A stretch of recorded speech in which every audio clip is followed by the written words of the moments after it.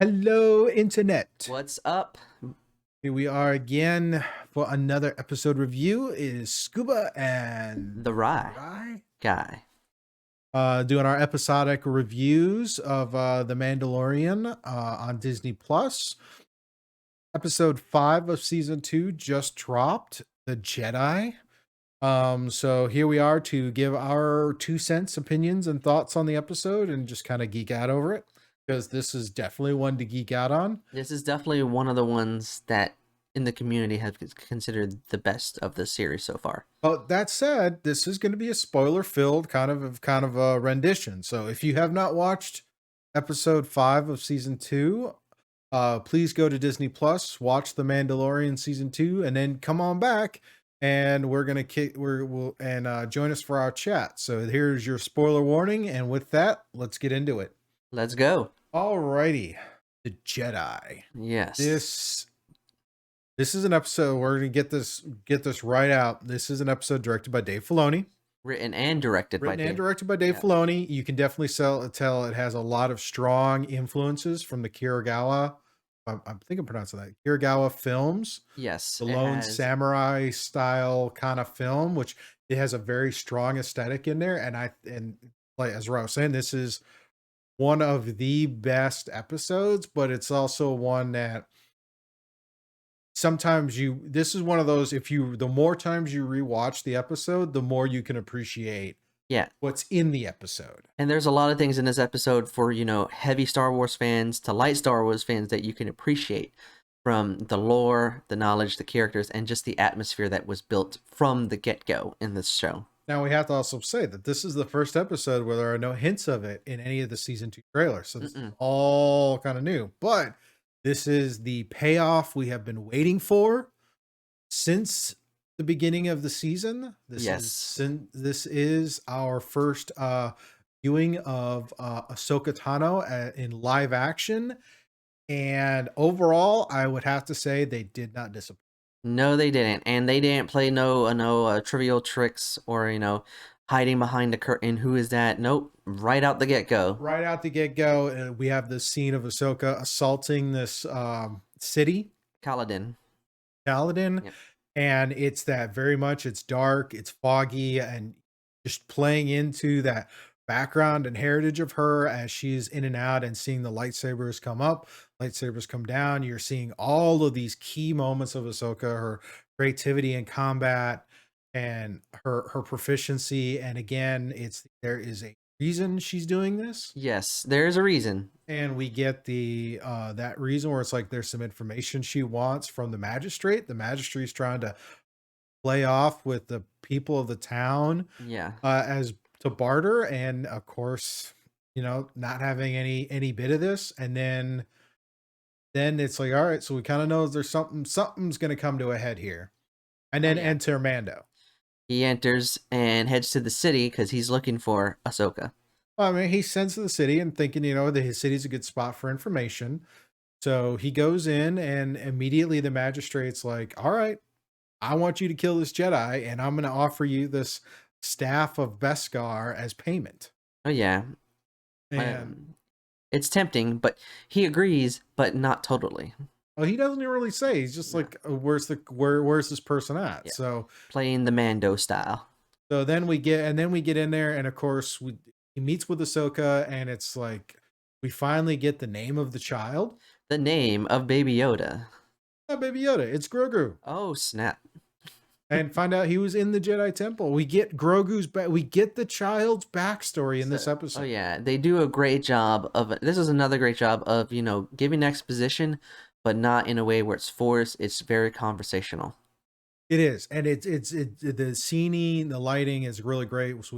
Now, honestly, I'm not disappointed by that. I'm not disappointed by the name. I am curious because it asks more questions. Yeah, which this at least season 2 has done great, where it's encapsulate, adding backstory and depth to characters, but also raising bigger questions. Yeah, like, okay, how did Grogu survive the sacking of the temple? Yeah, because it was mentioned that somebody took him and hid him away.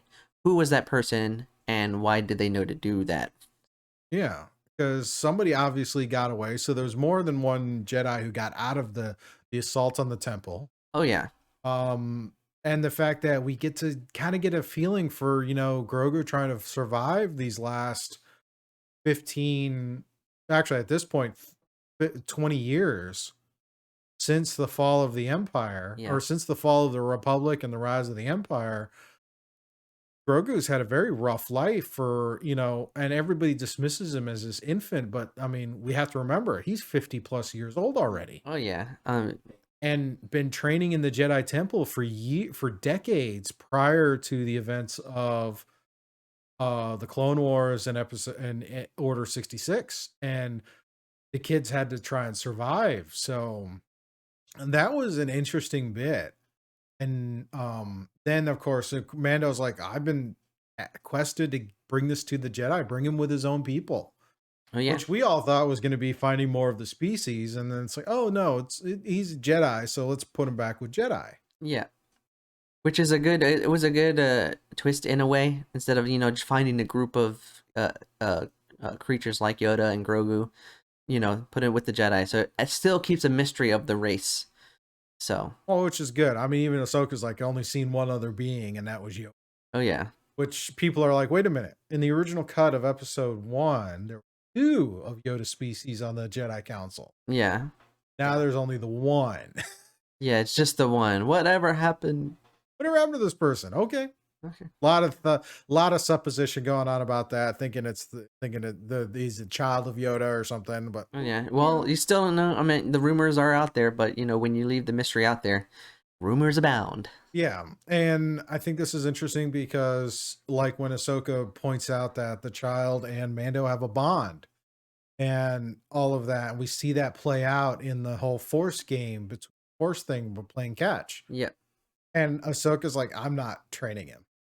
And it's interesting because if you're paying attention as a Star Wars lore or Clone Wars and Rebels, you know that when Ahsoka says, "I've seen what this does to a fully trained Jedi, one of the best of us," it's like, yeah, we're talking about Anakin. We're talking about the fall of Anakin because his passions and his fears ended up really kind of ruining him. Oh yeah, and there's a sense of that because of the way that Grogu had to live, in exile, and his attachment to Mando. Yeah. So. And I like how it's like, again, Grogu doesn't have to be a Jedi anymore. Mm-mm. He doesn't have to follow that path. He could, and which comes in later at the episode. But of course, with Ahsoka saying, no, I'm not going to train him, and then wanting to make an assault on the compound, he's like, wait. They hired me to kill you, but I'm going to help you if you take and train this child. Yeah. And she at first is like, okay, and this is nice, especially if you watch the series finale of the final season of Clone Wars. You saw Ahsoka doing the assault, doing a part of the assault on Mandalore at the end of the Clone Wars before Order 66. So you get to see Ahsoka and a Mandalorian team up to fight yet again. And the payoff for that is great because I think we spend most of this episode focusing on Ahsoka and less on Mando. Oh yeah. So it helps bring to light, her history, her reasonings to be on that planet, and her future intents. Yeah, and then they go in there and they get through, and of course then we get to the climax where you have the 2 duels. You have Mando and the gunslinger Lang. in the front, and then you have Ahsoka and the magistrate. And both of these scenes are very, very great duels, very different duels between the 2. And of course, then there's the big name drop, which is why Ahsoka was there. Oh yeah, and I mentioned off this topic that I did not expect the name that dropped to drop. So for a lot of people out there, they were thinking Moff Gideon. Because he's been our protagonist. Yeah, the main protagonist, our main antagonist. You're right. Yeah. Antagonist. He's been our main antagonist. So the entire series so far is Moff Gideon. Yeah. So when this name dropped, it caught me off guard. But in a sense, after the show and thought about it, it makes perfect sense. So what was the name she dropped? Who's Of the course, person she's she's looking talking for? about Grand Admiral Thrawn, which, following Star Wars Rebels, knows that Grand Admiral Thrawn was last seen being whisked away with Ezra Bridger by Purrgil, and we know at the end of Rebels, Ahsoka and Sabine went searching for Ezra. So obviously, we're catching up with Ahsoka while she's on this search, which brings the question: where's Sabine? They find Ezra. Well, what's going on? And then, of course, Grand Admiral Thrawn being name dropped. It's like, oh yeah, me personally, it's like, oh, Moff Gideon's a pain in the butt, but no, Thrawn. Oh, hey, oh boy, we are really getting into the thick of it now. Oh yeah. So dropping that name, General, Grand Admiral Thrawn, it raises even. It doesn't raise more questions, but it adds the depth. It expands the world and pushes forward the fact that Grand Admiral Thrawn will have something going on in this gap between the two trilogies. Oh, most certainly. And Yeah. afterwards, of course, then Ahsoka's like, look, I'm not going to train him, but if you take him to this planet and put him on this stone at the top of the mountain, he can reach out to the Force and a Jedi might hear him. That's significant because, again, in Legends lore, that planet they're referring to is supposedly one of the birthplaces of the Jedi Order, Yep. Planet Tython. Tython. And it was only recently brought in on a couple of comic book stories, but we hadn't. This will be bringing into the live action side of the camp. And again, it raises the question on which Jedi will hear the call if Grogu decides to reach out, because Yeah. Grogu may decide not to reach out and then let his abilities fade. So now I'm curious, what could motivate Grogu to want to continue to be a Jedi? Oh yeah. So it even adds even more. All these little name drops or hints and just references is not just dropping names out of whim, but it's adding to the story. It's adding to the world and expanding more possibilities on the adventures of the Mandalorian, but also all the other characters that have come in and out of this show so far in season 2. Now, hands down, this has got to be one of the best episodes. A little slow in some. I'm not going to be lying. It is a little slow sometimes, but I think it's that if you rewatch it a couple, like I ended up watching it through once by myself, once with my wife, and then once with my daughter, because all both of them, and obviously we can't all get together at the same time to watch the show, so we're gonna watch it 3 different times. Oh yeah, That's fine. oh yeah.